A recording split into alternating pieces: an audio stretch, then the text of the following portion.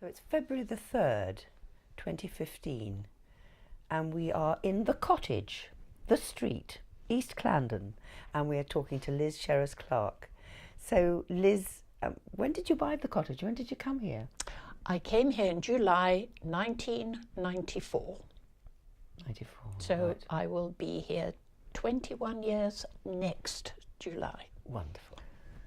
And tell me about the history of the cottage. What about Well, this pretty little place? I don't know an awful lot about it. I tried looking it up in the census, and at the end of the 19th century, it evidently had just two people with a son. And the man was a bricklayer, and really that just went on for years, you know. Each time I looked it up, it seemed to be the same. Obviously, they were getting older. And I think the cottage was probably half the size then. So it was this front area, which is now the kitchen and the sitting room, and one room behind, which would have had a big range in it, probably the kitchen living room. And the rest was all added in 1974. And I believe it was pretty well derelict or unlived in for almost 50 years. Really? So do you know when was it built in the late 1800s? It was built in 1827. Right. And where the garage is now, right at the top of the garden with a large forecourt, of course there was no garage, but it was the kitchen garden or the allotment with a walkway through for my neighbours, hollyhocks. Apart from that, the only other thing of interest is that every time I dig up all this china in little bits, none of it matching anything else. Scent bottles, pipes, but so many that I almost wonder if it was a kind of village tip at some point. Because either side of me, they're old houses. I don't know what this was before it became the cottage. It used to be called the bungalow, by the way. Oh, was it? Was it? Yes. Well, still single story. So Yes. wonderful. So, when you first came, did you have to make many changes and improvements?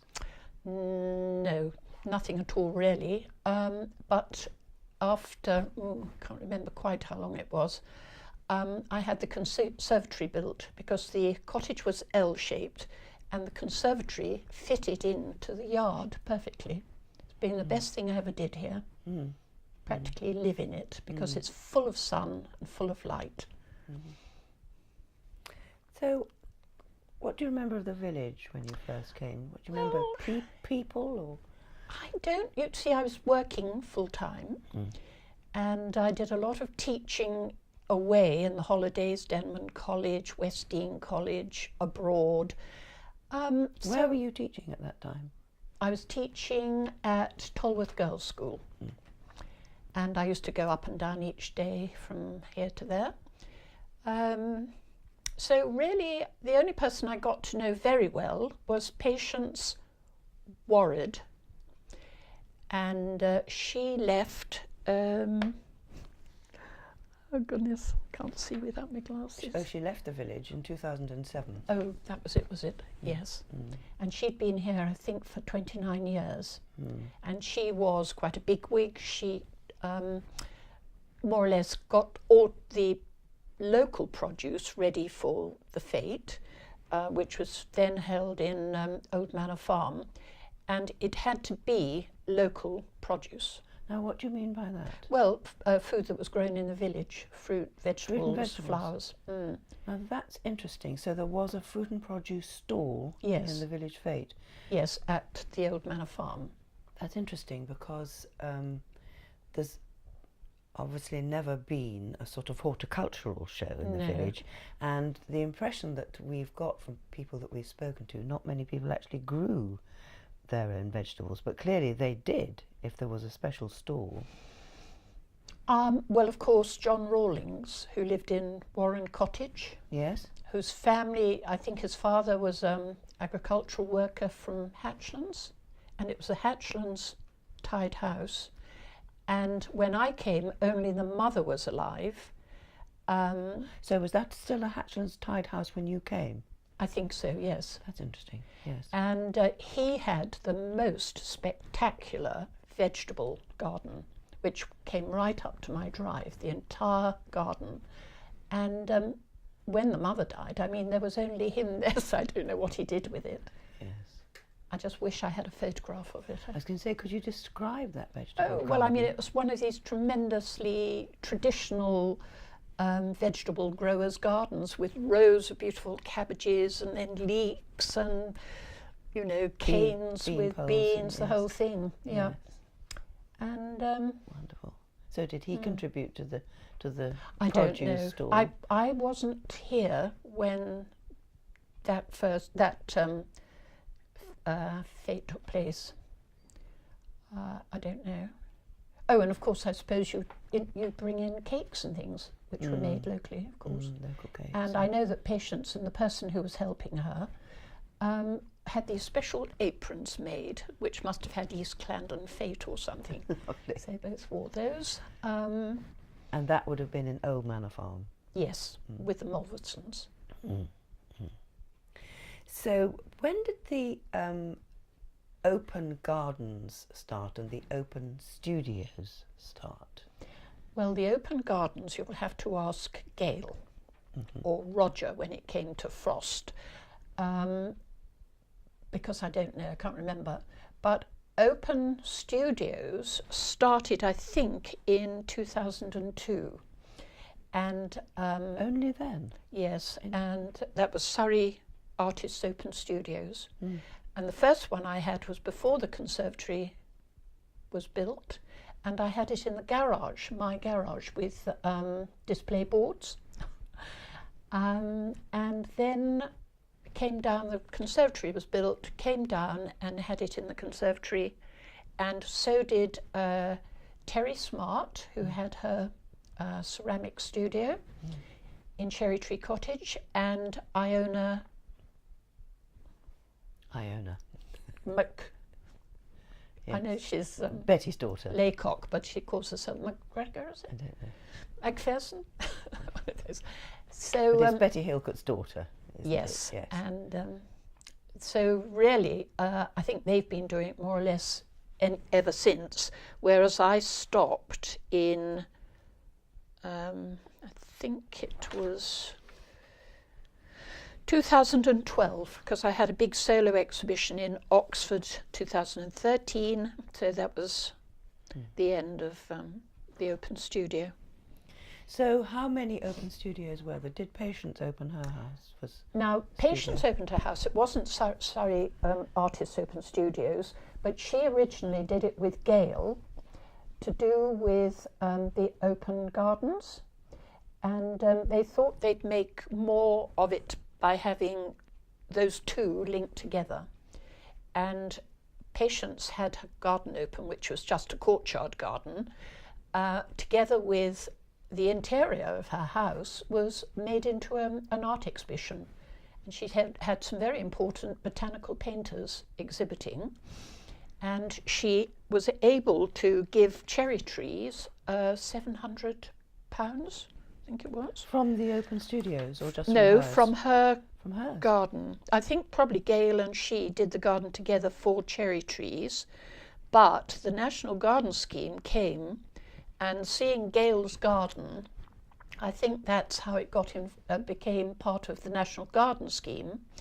And after that, I think they ran it.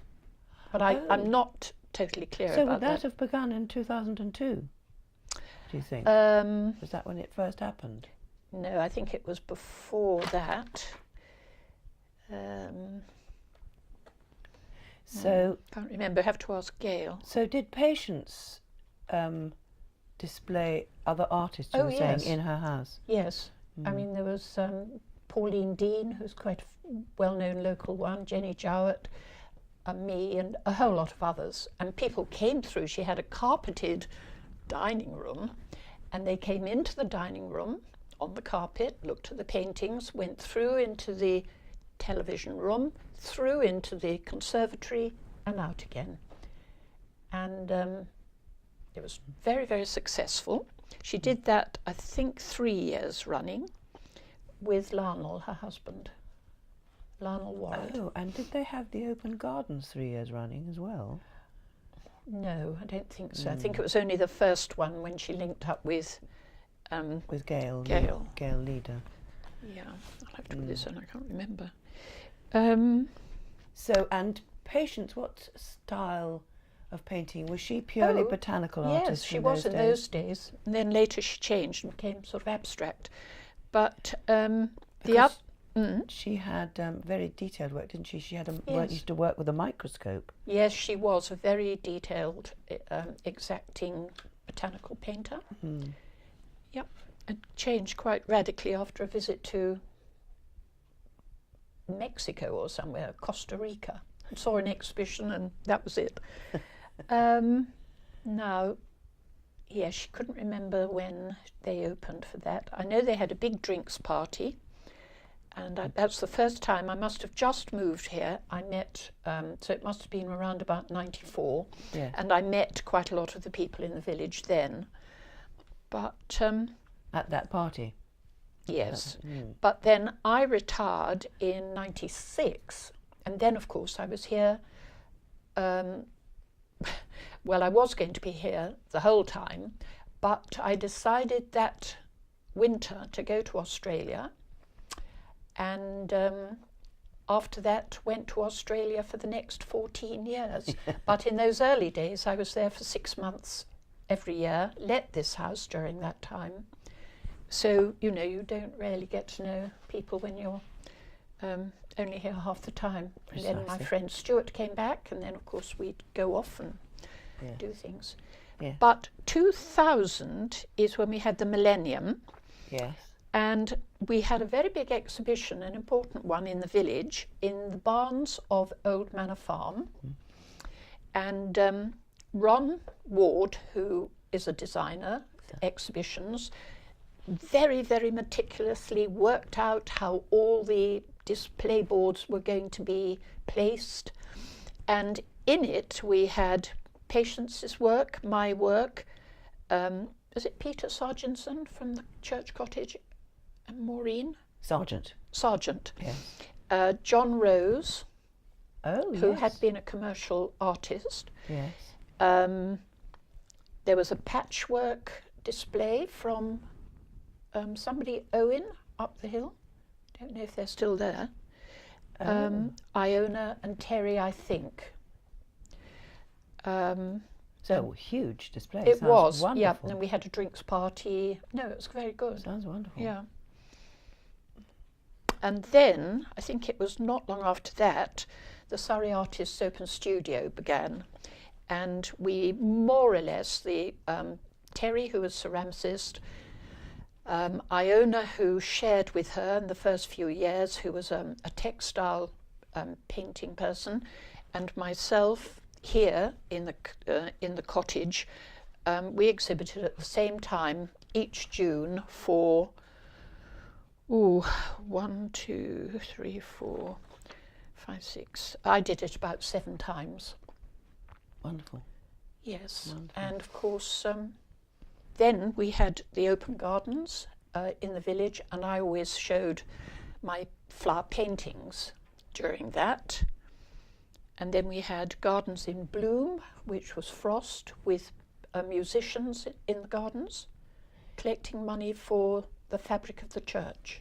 Yes. I've got a thing about... Which year that was? Well, It was it's probably about- here, maybe it was Music in Bloom, 2011. 2011, yes. And then Yes, that Music was a in Bloom. splendid thing. And it then,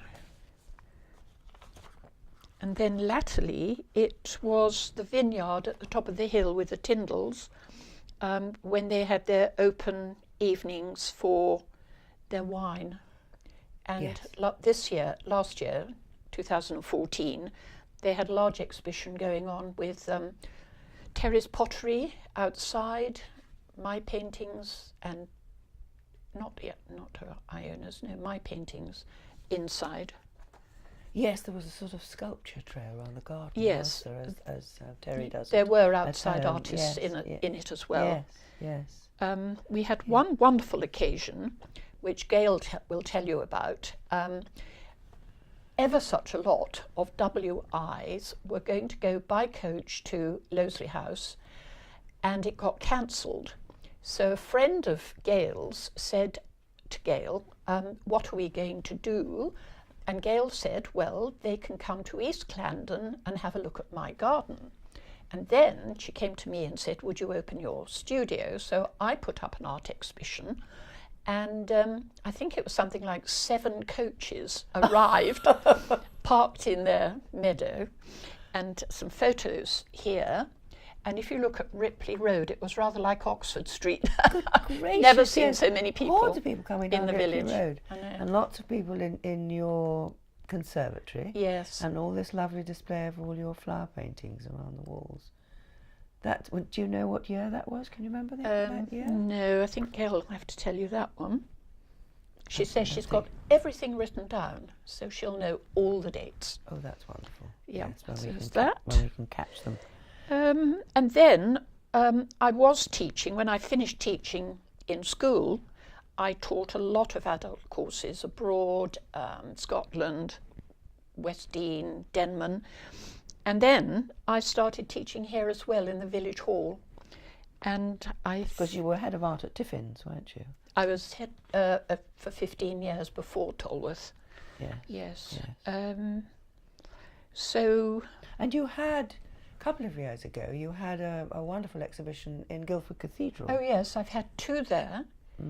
And last year in the Botanic Gardens in Oxford. But and at the moment I've got 2 paintings hanging in the bar at Port Regis Golf Club. So, but the one quite amusing story, I think, was I was giving a weekend called Making a Holiday Sketchbook, and we'd go out and we'd use the landscape for aerial perspective and for colours and the buildings for perspective. And I thought a wonderful exercise would be to take them all into the church. We sat in the pews, decided where the focal point was going to be above the altar, and they all in their sketchbooks did perspective drawings. And then we came on back in the afternoon to the village hall, and one lady said, oh, would you mind if I carried on in the church? So I said, oh, all right. Anyhow, having cleared up at 5:30 and finding some stuff there which belonged to this lady, and her car was still outside, I wondered where on earth she was. And I thought, oh, I bet she's in the church. By which time it was locked up. I think Arthur had gone in. Was she locked in? Yes, but she was still working. She didn't even know. So I had to go and get the key and let her out. Good concentration. But I can remember you doing those courses and people sort of sitting with their easels at strategic points all around the village. Yes, it was. There was a kind of plan, and even 2 lots. So one would go off to the fields, one would look at hatchlands across there, one would be sitting on the T-junction in the middle of East Clandon, I think doing I the can remember church. Jill Culmer sitting She there was doing on that. it. Yes, quite a lot of village people joined us. Yes. And Wonderful. then, of course, we had the famous poppy field, which I don't believe you ever saw, did you? I think it was the year I arrived. And of course it would have been in the summer. And it was so magnificent. The whole of New Road was full of cars with artists and their easels, photographers with their easels.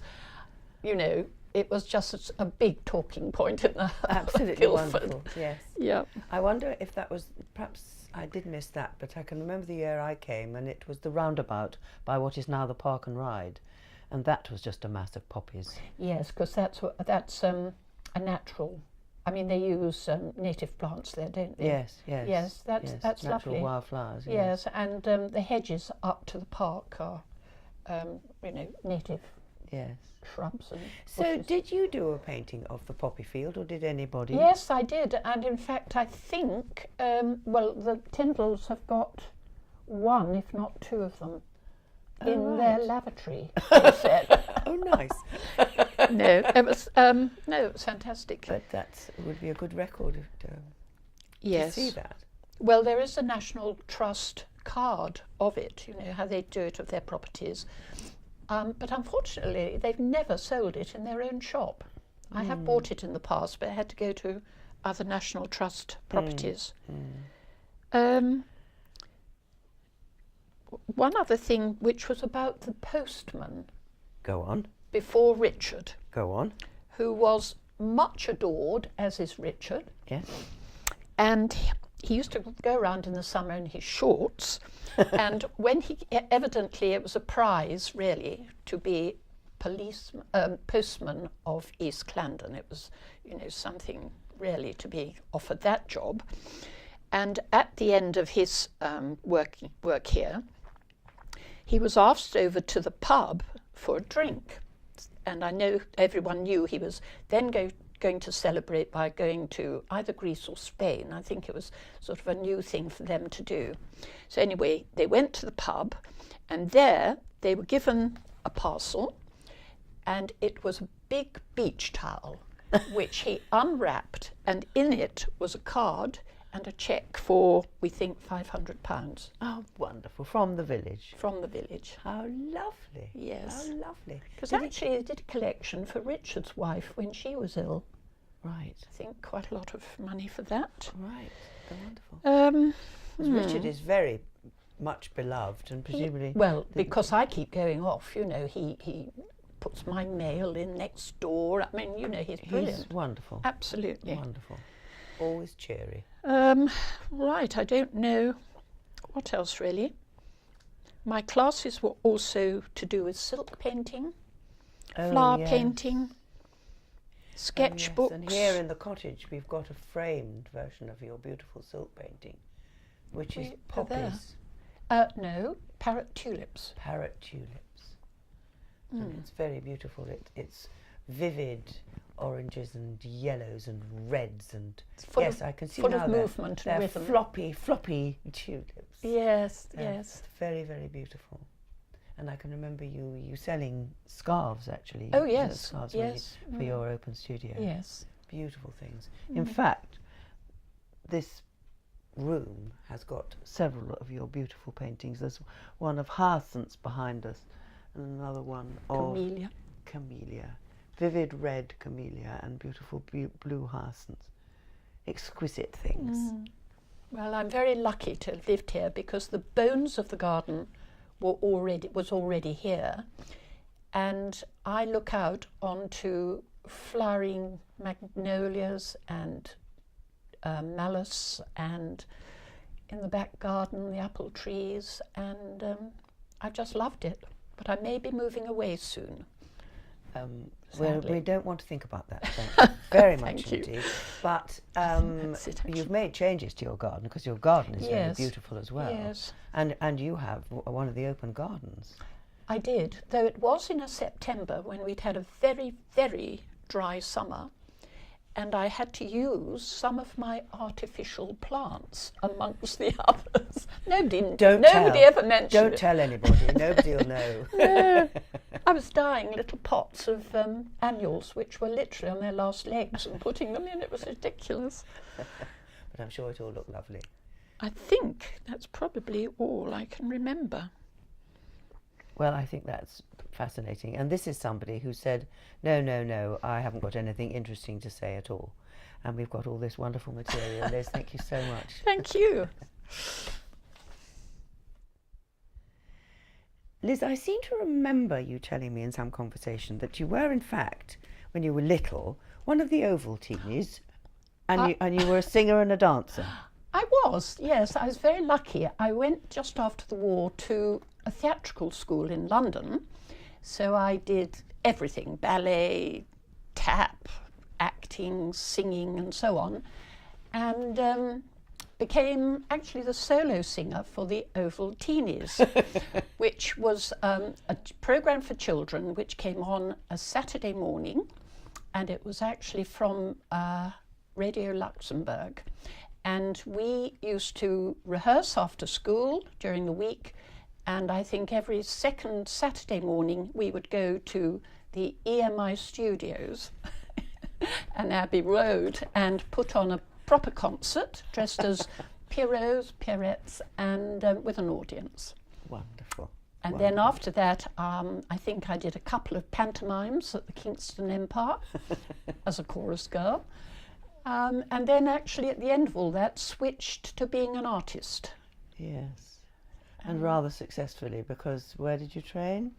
I trained at the Ruskin School of Fine Art in Oxford for 3 years, where they were very strict. We had a very traditional education training, because we had to draw Greek statues for a year using a plumb line before we were allowed to draw from the life model. But it really trained your eye, and that, I suppose, was really the background to being able to draw botanical work. So when did you move to botanical work? It was about 26 years ago. Oh, comparatively recently. Yes, I was an oil painter. I started off as a portrait painter, but then 26 years ago, my mother died, left me a little money, and I thought I'd like to travel. So I went to the Himalayas and Kashmir and painted a lotus flower blooming on the lake in Srinagar. And I was so excited.